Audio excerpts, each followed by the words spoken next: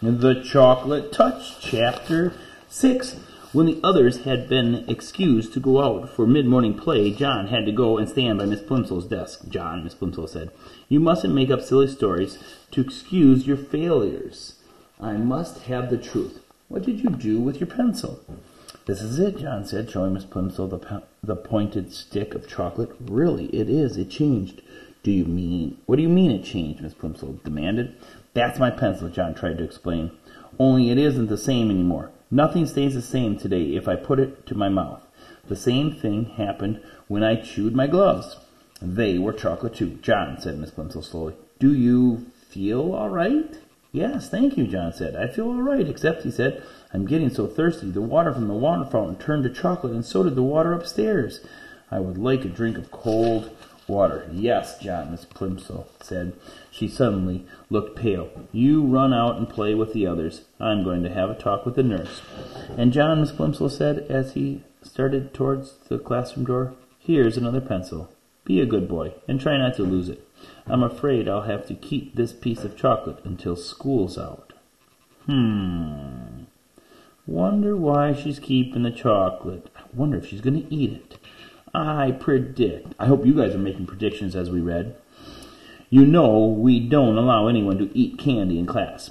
Miss Plimsoll put the slightest chewed chocolate pencil in her desk drawer, and John went out to look for Susan. He found her skipping rope with two girls of his class. John usually scorned skipping rope. He preferred hide-and-seek, tag, FBI, and spies, kick the can, or any other good, exciting game. Jumping up and down in one place just to avoid being hit by a rope seemed silly to him. But he was sorry for having spoiled Susan's silver dollar, and he was willing to make a sacrifice. "Susan," he said. Susan continued to bounce on one foot as her friends swung the rope over and under, over and under, over and under her. She didn't seem to notice John. "I'll skip with you," he offered. Susan stopped, and the rope was caught by her shins. "Let's try double backwards," she said, but not to John. She ignored John. "You go first, Betty. Ellen, you go second. I'll go last. The one who does it the most times gets the first slice of my birthday cake." Susan looked at John, raised her eyebrows, shut her eyes, and stuck out the tip of her pink tongue. "What?" She stuck her tongue out, and that's not nice. Then she turned back to the girls and smiled. Ellen whispered in Betty's ear, and Betty whispered in Susan's ear. Then all three of them looked at John and at each other and burst out laughing. "Oh, Susan," John protested. "I didn't mean to do it. The trouble is, there's something magic about me today. Everything I put in my mouth turns to chocolate," the girls giggled. "You wouldn't like it," said John, who was beginning to feel sorry for himself than he had ever been before. "I think it's getting worse," he added reproachfully. "At first, just a part of my mouth turned to chocolate, but when I nibbled the end of my pencil, the whole pencil changed." "Pooh," Susan said. The others hooted with glee.